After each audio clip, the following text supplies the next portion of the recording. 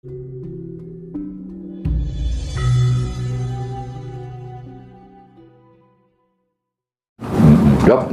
kita tahu, jadi pengalaman kita waktu dijajah, waktu perang revolusi, waktu awal-awal kemerdekaan, itu tahu ciri-ciri mereka. Ciri-ciri bahasa lain yang tidak tepat itu tahu kan, kita. Karena pengalaman. Jangankan sekarang pejabat tinggi, presiden, menteri, jenderal, rakyat jelata itu paham, lain dengan sekarang. Rakyat jelata karena nggak kan. Ya dulu itu perhatian, karena perang itu melibatkan rakyat di desa, perang kemerdekaan itu melibatkan seluruh rakyat. Itu kalau sudah ada berita apa tuh, berita kemerdekaan, Indonesia merdeka, proklamasi, dari mana kita tahu? Radio belum ada, yang punya radio itu dihitung dengan jari. Saat desa itu mungkin ada yang punya, gedok tular. Tanpa disuruh berangkat desa, terus desa ini ganti terus keliling. Ini sudah Pancal itu harus jalan kaki. Hanya cerita bahwa kita merdeka. Itu yang terjadi. Jadi menyebarkan bahwa kita sudah program kemerdekaan itu dengan door to door ke desa itu. Tidak ada lewat media. Apalagi media elektronik, media cetak aja tidak ada yang beritakan. Jadi dari desa ke desa menyebarkan bahwa dan itu sikat tahu rakyat bahwa kita merdeka. Kebetulan Mbak. Iya. Nah terus barusan Mbak Gatot kan bilang kalau rakyat sekarang ini kayak nggak ngereken, sudah cuek kan gitu kan, nggak kayak masyarakat dulu kan ya, yang begitu semangat, antusias. Yang menyebabkan rakyat itu sekarang itu sudah agak pesimis, cuek, gak ngereken, itu kira-kira faktor apa Mbak? Itu begini, sebetulnya rakyat itu paham. Karena apa? Karena awal kemerdekaan rakyat terlibat di dalamnya, terlibat langsung dalam berjuang itu, sehingga ini kan turun temurun cerita kan kepada generasi berikutnya, pada anak-anak cucunya, ini terus turun ke bawah. Lah, sekarang ini simpang siur kan berita itu. Sudah rakyat itu sudah tidak percaya dengan elit itu. Elit yang mengadu domba. Itu rakyat paham. Ini jangan sampai salah paham loh ya. Bukan rakyat itu tidak percaya pada pemerintah, tidak percaya. Banyak elit itu mengacukan masyarakat, mengadu domba antara rakyat dengan pemerintah. Rakyat itu paham bahwa itu tidak benar wong iki. Coba rasakan aja. Makanya saya tidak terlalu percaya kalau ada para elit, politikus tingkat nasional datang ke desa, tahu kehendak rakyat, omong kosong tentang bantuan bantuan PLT. Sekarang apa namanya itu? Nggak tahu sekarang mungkin. Yang saya tahu dulu namanya BLT kan? Iya, zamannya SBY. Sekarang ada namanya sendiri. Berbentuk uang, berbentuk sembako, itu kan dapat kan. Itu senang bansos, ya? Bansos. Iya. Itu senang masyarakat itu, senang sekali. Tapi apa katanya elit? Itu merusak mental rakyat. Tidak terasa manfaatnya. Dia berarti tidak pernah terjun ke masyarakat. Dia ngomong, saya datang ke masyarakat kemana? Tidak mungkin. Jadi rakyat itu sekarang paham bahwa banyak kelompok-kelompok yang mengadu domba, memecah belah rakyat itu, tahu rakyat itu. Sehingga apatis jadinya. Berarti fungsi DPR sebagai wakil rakyat tidak jalan di sini, Mbak? Ya mungkin begitu, apatis rakyat itu. Bukan karena pemerintah. Karena pemerintah itu dekat, di situ ada wakilnya kan, lurah, pamong desa. Tapi dikacau oleh orang tertentu untuk anti pemerintah. Rakyat sadar, kan ini ngaco, tapi diam. Sehingga nggak mikir, itu sebetulnya terjadi. Tidak terbalik. Nah, para elit, beritanya dibalik. Rakyat tidak percaya lagi pada pemerintah. Kata siapa? Dia percaya, rakyat itu. Oh, ada lurah. Iya. Lurah selalu kontak dengan rakyat. Ya. Elit sendiri yang membuat rakyat itu maunya dipengaruhi. Rakyat sadar kamu itu mempengaruhi. Seperti halnya dulu waktu reformasi itu. Ya, saya ke desa, TV kan sudah ada. Ya. Itu loh Pak, yang suka ngaco itu loh orang. Nah, Amin Rais itu ting. Tahu dia, kan udah tahu namanya. Ngerti, rakyat itu ngerti. Berarti ada istilahnya kepentingan kelompok yang di situ. Iya. Kan? Bukan masalah urusan negara, tapi kelompok sih. Rakyat itu tuh ya, mendukung pemerintah. Tapi para elit itu menerangkan bahwa jangan percaya sama pemerintah. Kamu dibutuh. Rakyat ngerti, kamu sembunyi itu kamu gitu loh. Okay. Ini kalau terus-menerus begitu, berarti betul-betul ini tidak pernah terjun ke desa. Jelas sudah itu, tidak pernah terjun. Kalau pernah terjun kisinan. Okay. Kembali seperti yang BLT atau bansos tadi itu Mbak. Iya. Mungkin di satu sisi bisa kita punya persepsi itu kurang istilahnya mengajari, kurang mendidik mungkin bisa. Tapi di satu sisi lain masyarakat itu sangat senang kalau dapat kayak gitu.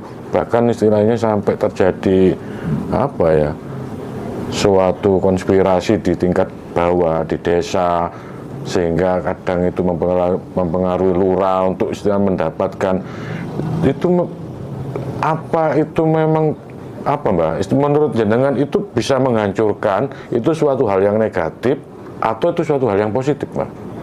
Gini, jadi kalau terjadi misalnya di dalam satu dusun, desa kan kelompok lebih besar ya, lebih kecil kan dusun.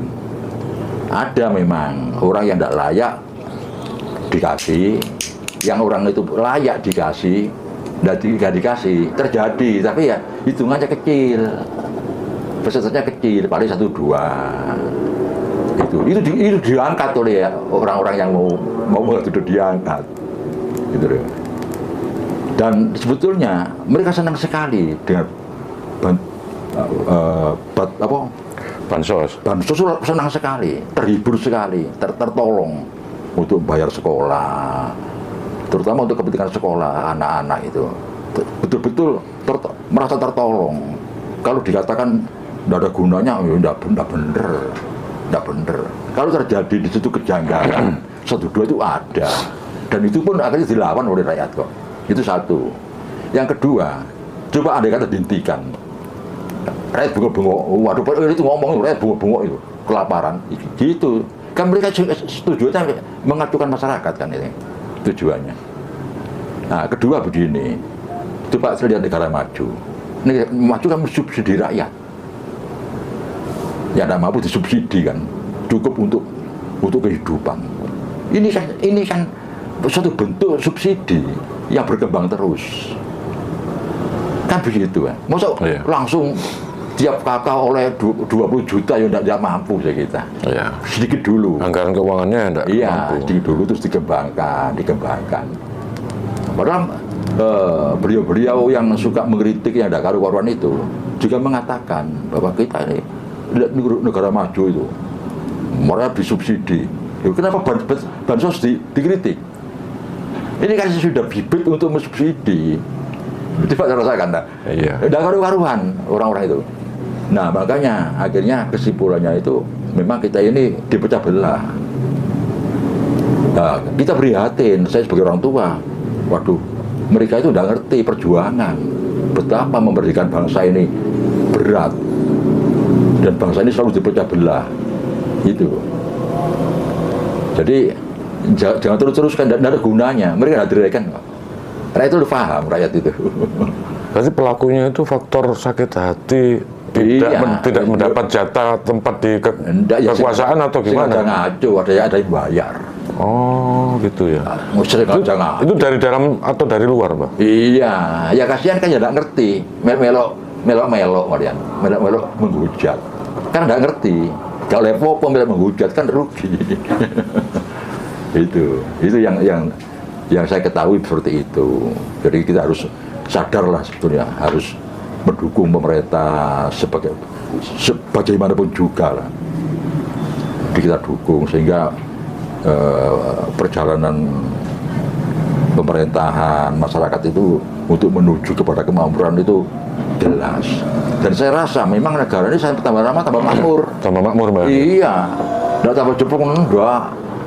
Dan Bung Karno, Pak Harto, terus zaman Habibie, Gus Dur, Mega, SBY, Jokowi, itu terus meningkat itu kemakmuran itu. Kata siapa tidak? Wah, Anda pasti. Tapi ada yang berpendapat kalau semakin makmur, kenapa hutangnya kok semakin bengkak, Mbak? Loh, Gitu. itu kan coba kita amati dengan jernih lah.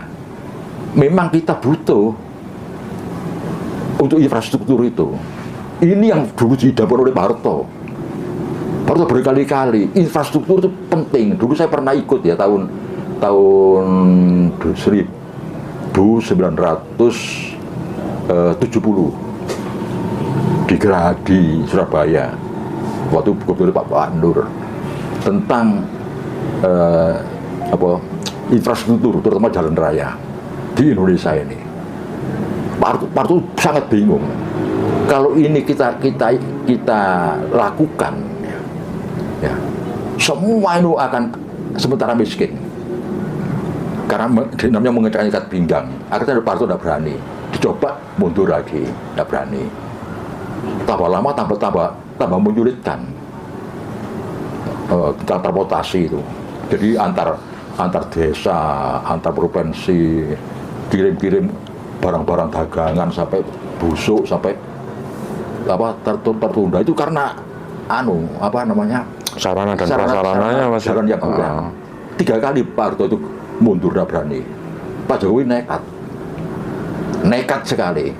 Sebab tidak nekat, terlambat lagi 10 tahun hancur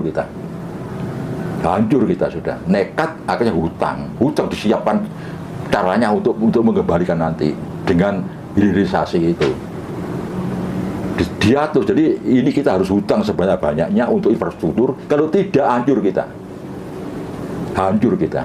Pelabuhan, laut, jalan-jalan sampai ke pedalaman Kalimantan, Papua, itu harus itu. Tidak boleh terlambat hancur, lebur kita. Nah, caranya mengembalikan hilirisasi begitu. Tidak perlu khawatir. Kita harus optimis. Pak Harto itu sudah zamannya Pak Harto di pertengahan jabatannya itu sudah ngeri. Pak Harto mengatakan ngeri kita melihat masa depan itu. Berkali-kali Pak Harto itu karena ini infrastruktur ini. Kalau dilaksanakan goyang di masyarakat itu, kalau sudah dilaksanakan kelak hancur kita. Pak Jokowi nekat. Itu suatu bentuk kenekatan yang bukan spekulasi, bukan, udah perhitungan untuk pengembaliannya nanti dengan hilirisasi itu. Kalau sudah dilaksanakan, lebur kita. Ya. Apalagi Papua, Kalimantan, Sumatera, Sulawesi, Jawa aja masih begini kok. Nah itu, jadi itu bukan sesuatu yang salah, bukan. Harus nekat. Gitu. Seperti IKN itu harus nekat memang. Harus nekat. Apapun asal tidak dikorupsi ya. Itu saja. Tapi kalau dikorupsi itu disudut separuh ya. Kan tidak terjadi ya. Tapi yang namanya orang itu mikir kan, waduh berhasil, Pak Jokowi kenaan, berhasil ya. Itu kan diganggu kan. Maksudnya kan gitu. Diganggu supaya gagal. Ya, dan lebih dari orang iri dan sebagainya itu. Dibiarkan aja, yang penting kan nanti kita lihat hasilnya. Kira-kira kalau untuk kedepannya nanti ketika pimpinan dipegang sama Pak Prabowo, apakah kira-kira beliau nanti akan meneruskan program-program dari Pak Jokowi nanti? Saya rasa begitu. Dan Pak Jokowi sangat khawatir sebetulnya untuk tidak berkelanjutan. Sampai percaya pada Pak Prabowo, dan itu anaknya itu sudah nekat Pak Jokowi itu. Nekat pol kan itu. Apapun yang terjadi saya dihujat karena khawatir terputus pembangunan itu dengan IKN-nya itu, dengan infrastrukturnya itu. Ini yang dikhawatirkan. Jadi pasang badan. Selama ini bersih, tidak korupsi, selama ini gak bisa dihujat. Akhirnya dia pasang badan dengan anaknya itu. Ini suatu bentuk kenekatan demi pembangunan. Kalau menurut saya begitu. Menginginkan supaya berkelanjutan pembangunan itu. Oke, semoga nanti Indonesia ke depannya semakin maju, sejahtera, makmur. Ketika nanti dilantik bulan depan itu Mbak ya? Iya. Oh, masih kurang 2 bulan ya, Oktober ini. Iya, Mbak, Oktober. Ya. Ya, untuk sesi kali ini saya kira sudah cukup Mbak. Saya ucapkan terima kasih.